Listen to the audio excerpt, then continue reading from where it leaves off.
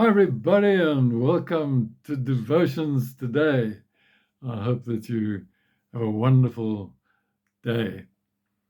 I want to talk about God's timing and read to you from the beginning of Ecclesiastes chapter 3. There is a time for everything and a season for every activity under heaven. A time to be born, time to die, a time to plant, and a time to uproot, a time to weep, and a time to laugh, a time to mourn, and a time to dance. And as we know, the list goes on. Also in Psalm 31, the psalmist says, "My time is in your hands." And these verses speak to me about how God is in charge of our lives, and He has a time for everything that should be happening to us or that we should be doing. And our lives are lived best when they are lived in step with God. Jesus said, "The Son of Man can do nothing by himself. He can do only what he sees the Father doing.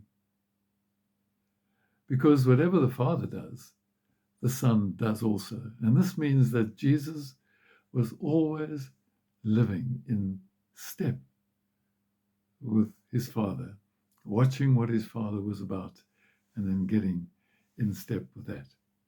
And the way that we keep in step with God is that we need to make time to be quiet. We need to find a quiet place where we can be alone with God. That can be tricky sometimes. And we need to truly desire the will of God. And not only to desire God's will for our lives, but when we realize what it is, to be willing to submit to it. You remember how Jesus prayed, "Nevertheless, not my will, but your will be done." And then in that quiet place, to listen and to be open to that still small voice, that still small voice of God that speaks to us deep within our hearts.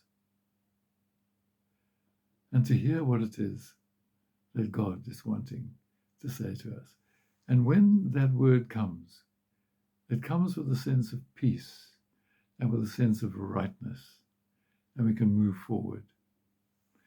And we then need to ask God for guidance on how to put that word into practice. Because some situations are very difficult and complicated. We know what we have to do, but we don't know how to do it. And so we need the wisdom and the guidance of God.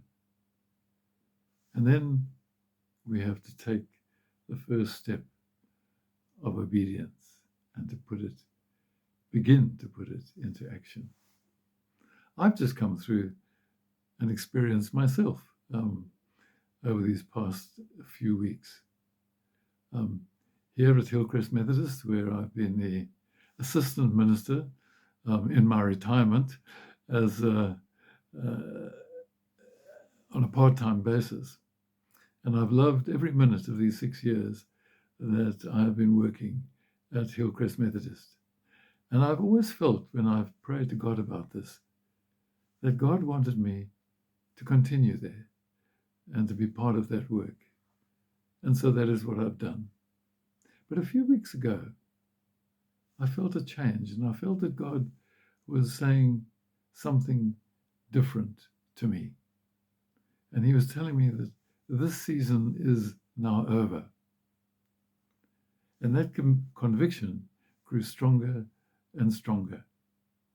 And then until I finally decided that I need to go and talk to Peter Berworth and to the staff and to the leaders of our church and to tell them the decision which I had reached.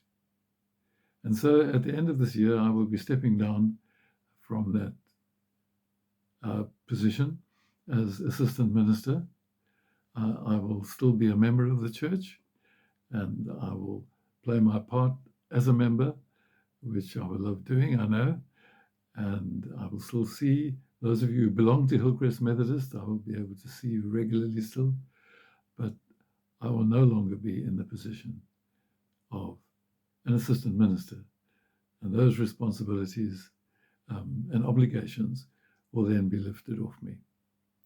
This is something that I feel is right. I've spoken to Priscilla, my wife. I've spoken to our family, and we all believe that the time has now come. And so I want to thank those who have supported me and who have loved me during this time. And I look forward to continue working with you as a member of Hillcrest Methodist Church. May God bless you. God go with you.